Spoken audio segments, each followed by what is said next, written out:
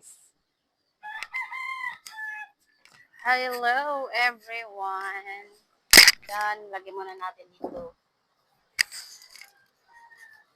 Kasi mamaya guys is gagamitin ko ito mamaya. Ayan, mahangin dito sa amin ngayon guys. Tingnan nyo guys. Yan.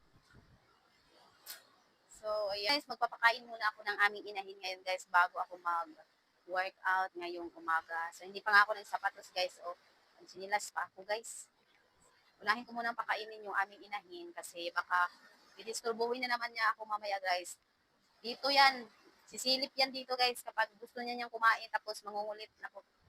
Yan, medyo mahangin nga dito sa amin ngayon. Meron pa kasing amihan guys. Ayan, nakaligo na ako agad para ready ng mag-workout.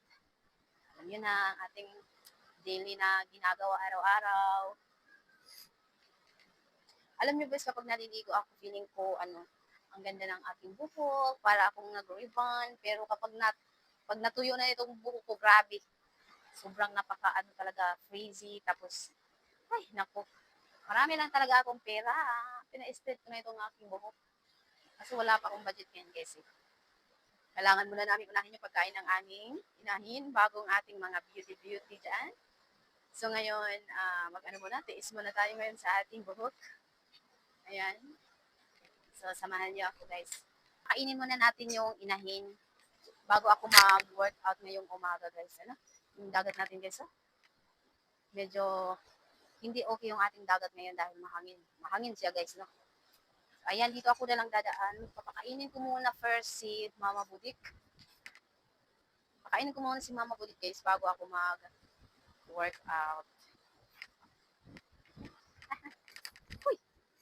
So ayan guys, dyan muna kayo guys ha dahil papakainin ko muna yung aming inahin guys. Dahil nangihingi na ito ng pagkain guys. So ayan, kukuha lang ako ng kanyang pagkain.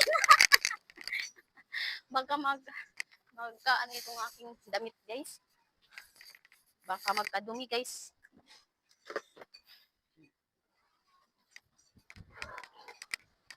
Oh, ito na.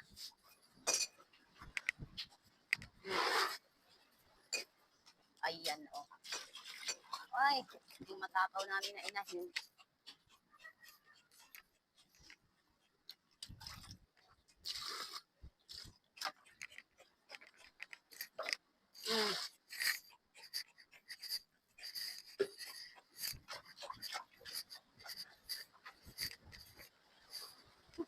So, yun lang guys for today's video. Dahil tapos ko nang pakainin si Mama Budik is mag-workout na ako ngayong umaga. Guys, nandito pa rin ako sa aming bahay guys na hindi pa na guys na. Ayan, medyo mahangin nga ngayon guys. So, that's all for today's video guys, no?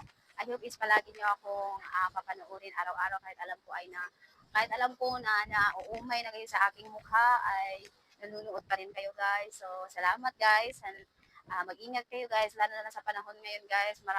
Maraming nangyayari guys. Maraming mga trahedya na nangyari ngayon. So, mag-ingat kayo palagi guys. So, ayan guys. Bye-bye.